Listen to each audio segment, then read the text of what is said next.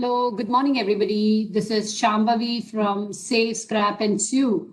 And I have today Vedant, his mother, and his sister who have joined us here. Vedant has been a teen buddy and has been attending online sessions for a while now. And today, actually, it is like the culmination of all the tasks that he's done with us. And I'm very grateful that his mother has given him support and his sister is here. And they are going to listen to Vedant talk about his journey with Save, Scrap, and Sue. Go ahead, Vedant. Good morning, everyone. So, Save Scrap Sue is like an initiative which is taken by Dr. Shambhavi right here. And what she basically did was she told me what to do with the scrap which the tailors they leave behind. And so when I got the scrap, it was like I had to sort it out. So first I like cut into pieces, like depends on the length. So if it's more than 20 inches, if it's more than 10 inches, if it's more than 5 inches. So first, I think the first 2-3 weeks was just sorting out, and then I got to the sewing part, which is, I'll say, the more difficult part. It's basically like you stitch all the pieces you made and you make it in something like this. And like this, I have a few more which are much the same. And then like this one is a bit smaller, and then you can use these scraps and make them into something like this and then use them for stuff like, pillow cover or like quilts, or yeah, you can make a handbag, the covering of a handbag and stuff like that. Vedant, can you tell us what was the reason you decided to do Save, Scrap, and Sue, first of all, and become a buddy with us?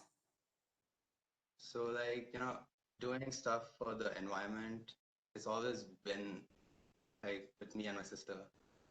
We've always done stuff like donating newspapers, then, and I don't know, so I just saw Save Scraps too, like as another opportunity, because like there's nothing wrong with doing this. So just for like my own satisfaction, I just joined this and I kind of enjoyed it, so I just continued. So normally under pre-corona times, I would be teaching you the stitching part, but here I'm very grateful to your mother who took the time and stitched. Can you tell me, since you started Save, Scrap, and Sew, has there been any change in your attitude or the way you look at clothes or fast fashion? Has there been any change in your perception of these things? I don't know, it's like I've realized like it takes a lot of time to make clothes. It's not like, especially like hand stitched ones, like it takes a lot of time. For me to just stitch this little square, it took me about a few days, like to stitch all of these. So like to stitch like a whole cloth, it must have taken a lot of hard work, time, and patience. So that's one thing I've noticed. I'm very glad you brought that up because patience is definitely a virtue which is required with Save, Scrap, and Sew. Particularly if you are stitching, you need to be patient and with the machine, with the material. That's very nice. And tell me any other traits or anything, habits that you picked up along the way with Save, Scrap, and Sew? Stitching is kind of interesting, if I'm being honest. Like, I never thought I would do stitching and sewing and all that, but once you get it, like, I don't know, it's like you want to do more. So I really That enjoyed is it. fantastic. Sapna, as a mother, have you seen any change? And sorry, what's your name? I didn't ask Vedant's sister his name. What's your name, please? Varnika. Sorry, Varnika. Yeah. Yeah, so please, Sapna, can you share with me if there has been any change in Vedant since he started the Save, Scrap, and so have you seen any? And what was your perspective on Save, Scrap, and Sew? I like the idea very much, and as Vedant is a sensitive person, so when I told him that it's very useful, like you are donating all these clothes to the needy person and to the hospital, he's amazed to know that oh, in this way also we can help our what to say, means help our community. And I just tell him the idea that we can make quilt cover and even the bed sheets for the patients. So he's amazed, and I think I means he wants to do. As I say, he's a sensitive boy. He wants to help. This is the new idea he came to know. This is the Yeah, second that thing.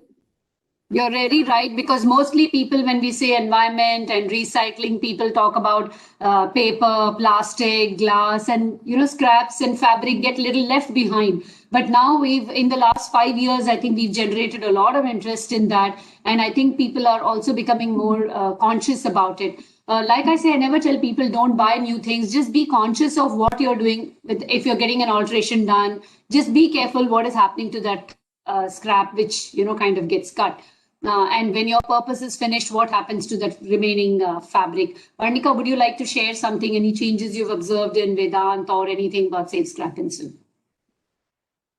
I mean, I've read a lot about fashion and the amount of water it uses. So I think when it comes to helping people in the society, people usually think of like giving money to the charity and stuff like that. But I'm glad he came across this new way of helping the society and the people.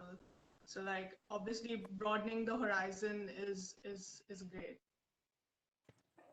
Thank you for that, Varnika. Yes, in fact, we have been very insistent that there is no money transaction during this period. Neither the volunteers or the people who stitch, they are paid, nor we sell anything, though we do get offers from people to purchase and say, or we'll help you in marketing. But we are not in favor of that. Our ethos and philosophy is about asking only for time from our volunteers, and at the same time, giving back to the society in its full sum, whatever it is, we just want to give it back to them as it is.